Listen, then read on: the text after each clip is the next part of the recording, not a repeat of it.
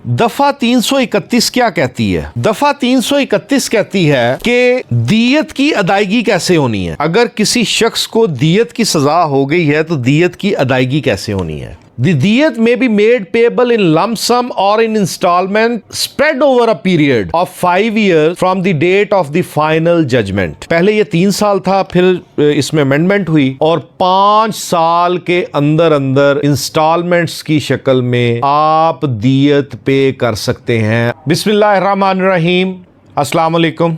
इरफान खान आपकी खिदमत में हाजिर है। नाज़रीन, आज जिस टॉपिक पे मैं गुफ्तगू करने जा रहा हूँ वो है दियत।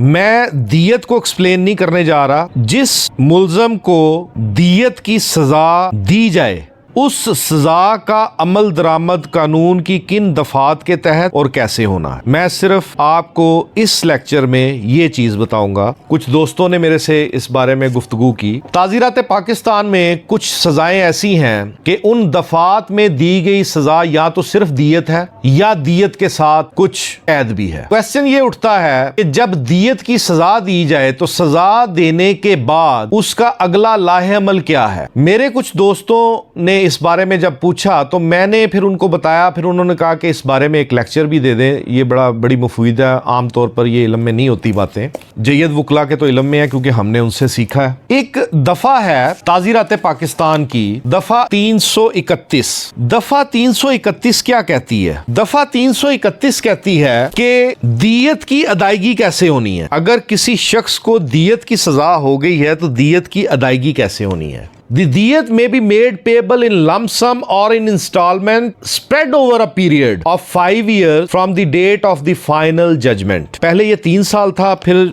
इसमें अमेंडमेंट हुई और 5 साल के अंदर अंदर इंस्टॉलमेंट्स की शक्ल में आप दियत पे कर सकते हैं अगर आपको सजा दियत। ये तो बड़ा सादा सा है। अब इसकी जो नेक्स्ट प्रोवाइजो है वो समझने की जरूरत है। अब नेक्स्ट प्रोवाइजो क्या कहती है? वेयर, ये सब सेक्शन 2 जो है 331 का, where a convict fails to pay दियत, वो दियत अदा करने से कासर हो, or any part thereof with in the period specified in subsection 1 of the same section, the convict may be kept in jail and dealt with in the same manner as if sentence to simple imprisonment until the दियत is paid full or may be released on bail if he furnishes security or surety equivalent to the amount of diyat to the satisfaction of the court or may be released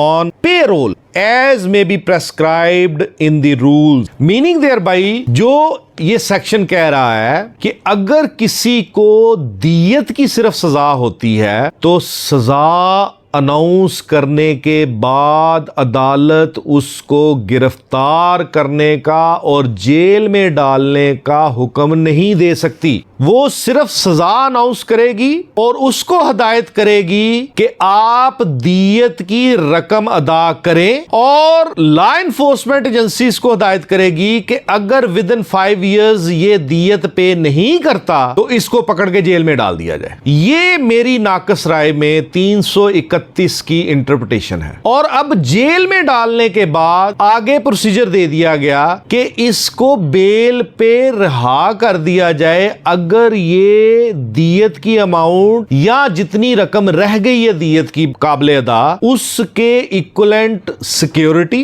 या surety दे देते हैं तो इसको रिहा कर दिया जाए bell पे, या इसको पेरोल पे भी कर सकते हैं कि पेरोल पे भी आप कर सकते हैं आप इसको रिलीज जेल में। तो इसलिए ये एक बहुत बड़ा कंफ्यूजन जो है ना वो चल रहा था हमारे वकला भाइयों में कि जिनको दियत की सिर्फ सजा हुई हो तो वो 426 तो उसको डील नहीं करती, क्योंकि 426 में तो ऐसी कोई चीज नहीं है। उसमें तो क्वांटम ऑफ इम्प्रिजनमेंट को डिस्कस किया गया। 426 सीआरपीसी में क्वांटम ऑफ सेंटेंस को डिस्कस किया गया है कि इतनी इम्प्रिजनमेंट की सेंटेंस हो तो 426 के एम्बिट में आ सकता है और इसको रिलीज किया जा सकता है। बल्कि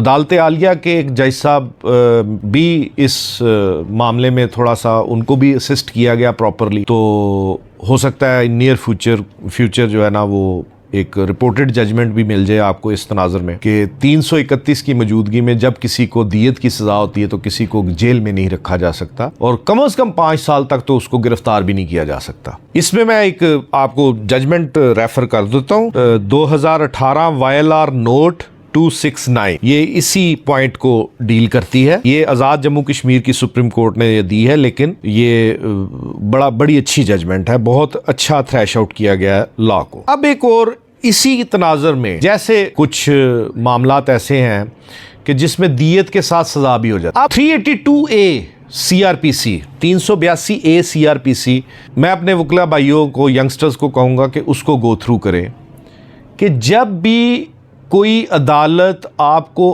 कैद की सज़ा सुनाती है और वो कैद की सज़ा 1 साल से कम है, तो वही अदालत आपको उसी time, at the time of pronouncement of judgement, आपको बेल ग्रांट करेगी कि आप अपील फाइल कर लें। 382A 1 साल से कम।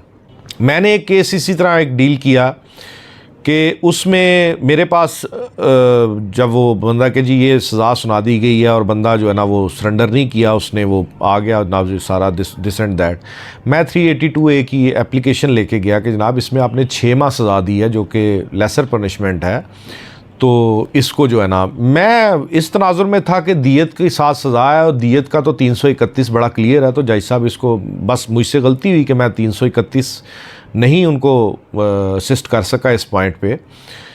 मैंने उनसे सिंपल कहा कि 6 माह सज़ा है और 7 दियत है, तो इसमें तो आपको 382A जो है ना वो एम्पावर करता है कि आप ये कर सकते हैं। लेकिन उन्होंने वो मेरी एप्लीकेशन डिसमिस कर दी ऑन दैट ग्राउंड के 6 माह की हद तक तो ठीक है, लेकिन दियत की सज़ा है, दियत की सज़ा की हद तक 382A साइलेंट। खैर मैं उसकी अपील में आया, जब अपील में आके तो मैंने फिर 426 की एप्लीकेशन दी और मैंने वो सारा कुछ बताया, तो जज साहब ने खैर वो सस्पेंड तो कर दी सेंटेंस और उसको एंटरटेन कर लिया सरेंडर करने के बगैर। वो भी एक जजमेंट है, लेकिन चले इस बारे में बाद में बात करेंगे। तो क्वेश्चन ये था कि 382A एम्पावर करती है उस अदालत को जो सज़ा सुना रहा है 1 साल से कम, वो खुद ही उसको सस्पेंड करके उसको खुद ही उसको बेल ग्रांट करके कि आप अपील फाइल कर लें, तो वो उसको ये इख्तियारात हासिल है।